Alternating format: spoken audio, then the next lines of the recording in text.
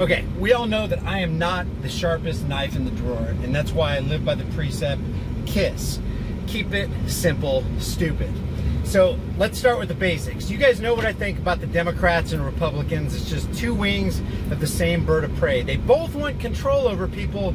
They just go about it in a little bit different way. And if you just look at it objectively, from appearance, just from appearance, never mind under the covers, because under the covers, it's basically the same thing, but by appearance, it looks like Democrats are more irrational, unreasonable, hot-headed. They're more swayed by emotion. There's no logic, at least on the surface, okay? So when I pick on Democrats, I am not leaving Republicans alone. As I always say, look, who do you want for president? Nobody in 2020. Rule yourself. You want somebody else to rule you? Fine, but don't ask for them to rule me or anybody else who doesn't want to be ruled.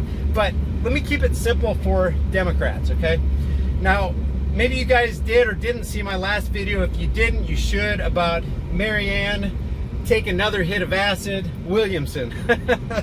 No, seriously, take another hit of acid, Marianne. Take another hit.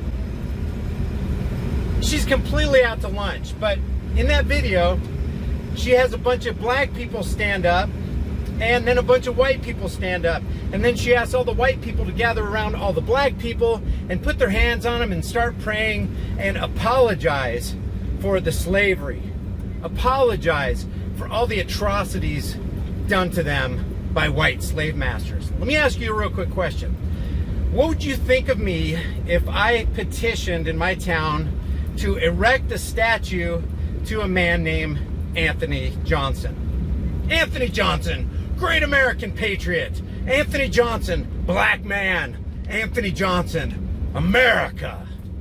But you come to find out that Anthony Johnson, the African American Anthony Johnson, the black man Anthony Johnson, was a slave owner who owned at least 250 acres and had at least 5 slaves. One of those was black, and 4 other indentured servants were white.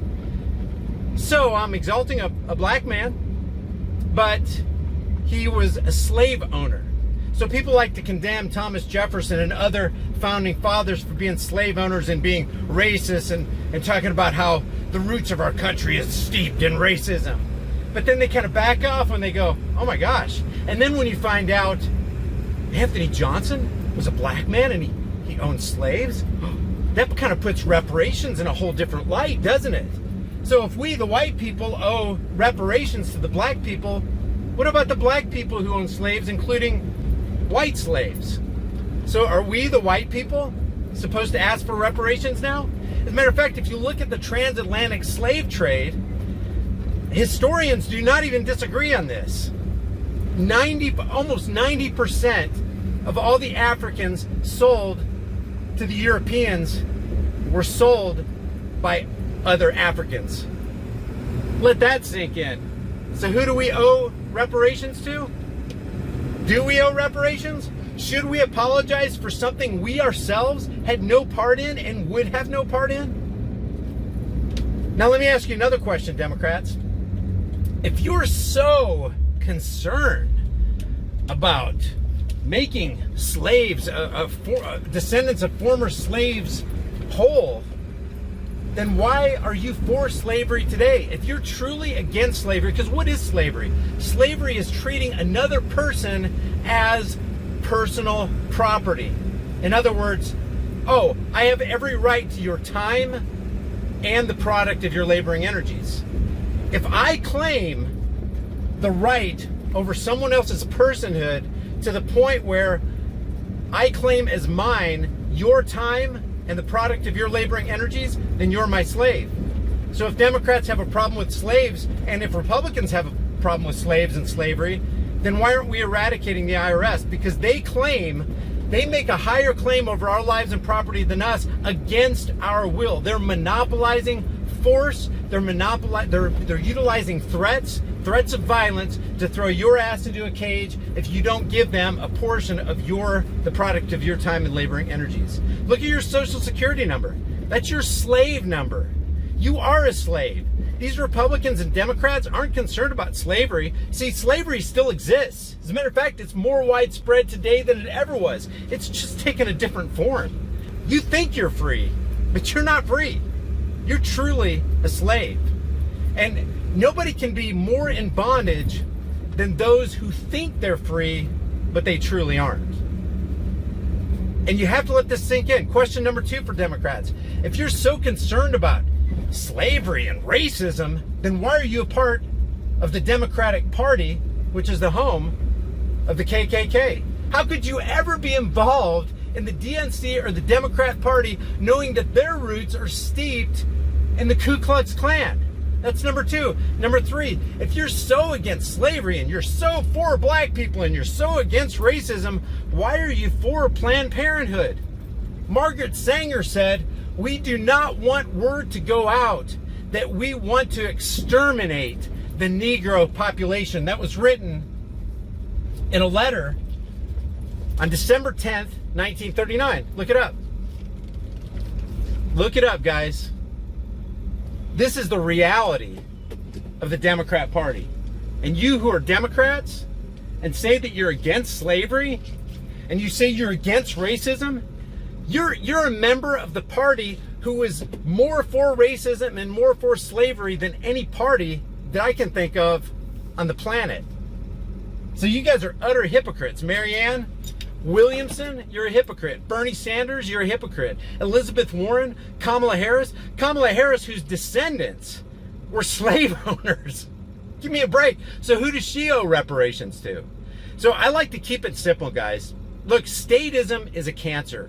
And there's 2 forms of statism today in America, the Republicans and Democrats. And statism is the idea that somebody has a higher claim over your life and property than you, that it's okay to initiate unjust force and violence on peaceful people who haven't done anything wrong. That is statism, and that completely defines the Republican and Democratic Party. And remember, government, any form of government, the meaning of the term government is broken down into 2 Latin words, governo and mentis. Governo means to control or to govern, and mentis means mind. It literally means to control the mind or mind control. Do you really want your mind to be controlled? Because that is what's going on here. When you submit to government, you are submitting to a very real form of mind control. And that's what government is all about. It's about controlling you and commandeering the product of your time and your laboring energies, which is the money that you accumulate so that you can feed yourself, clothe your family, put a roof over your heads. So the Democrat Party specifically is not against slavery. They're not against racism because they've aligned themselves with the Ku Klux Klan Party, the Democrat Party. They are completely for Planned Parenthood, which is a Margaret Sanger organization. Remember, she said, "We do not want," this is a direct quote, guys, "we do not want word to go out that we want to exterminate the Negro population." That was written to Clarence Gamble on December 10th, 1939. It's an open letter. You can look it up on the internet. And if you find that, here's your cognitive dissonance test for you. To find out if you're truly immersed in cognitive dissonance, if you're a Democrat and you're for Planned Parenthood, you're for Margaret Sanger, then you have to admit that you are for an organization that literally wants and wanted to exterminate the Negro population. And guess what? That's what it's doing. How many black babies have been killed by Planned Parenthood since its inception? Think about that for a second. Where do they set these Planned Parenthood outlets up? It's almost like setting up a McDonald's. Oh, you got a Planned Parenthood, you got a Taco Bell, got a McDonald's baby extermination camp right here. They set them up in poverty-ridden areas where there's a high number of black people. Planned Parenthood hates black people. Let's be honest. If you love black people, if you're against racism, then you would be against the Ku Klux Klan Democratic Party, you'd be against Margaret Sanger, Planned Parenthood, and you would be against slavery because you'd be against the IRS and the Federal Reserve right off the bat. And you'd be against government. You'd be against the DNC. So anyway, I like to keep it simple, guys. If you enjoy these videos, subscribe to the channel, hit the bell notification icon, give them a thumbs up, share them with everybody you know, and don't forget to subscribe to my private email list through my website, highimpactflix.com. That way we can work around all this censorship garbage going on. And if you want to support the channel, I've got over 85 designs now in the shirt store, including this one right here. Nobody for President in 2020. Your purchase helps support the channel. Also, subscribe to my BitChute channel, because this channel may not be around forever. I'm not gonna minimize what I say. I'll try to be a little bit crafty in the way I say things, because I don't want my channel taken down. But that's the nature of the beast. That's the time in which we live. So I appreciate every single one of you guys. I'll see you in the next heavily censored shadow ban video.